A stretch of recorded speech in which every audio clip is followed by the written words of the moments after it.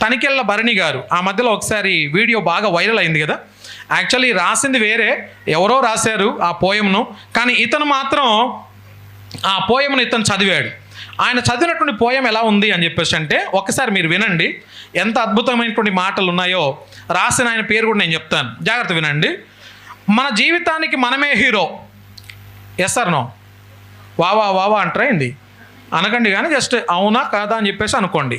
Okay, మన జీవితానికి మనమే హీరో. అవును, మనకి ఈరోజు అన్నీ ఉన్నాయి. చదువు ఉంది, డబ్బు ఉంది, పేరుంది, ఆస్తి ఉంది. వాటి నుంచి వచ్చే ఆనందము కూడా ఉంది. ఉందా లేదా? ఇవన్నీ ఉన్నాయి. వాటి నుంచి వచ్చే ఆనందం ఉంది.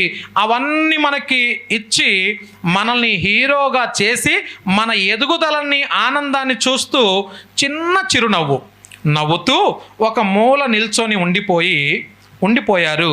మనల్ని హీరోగా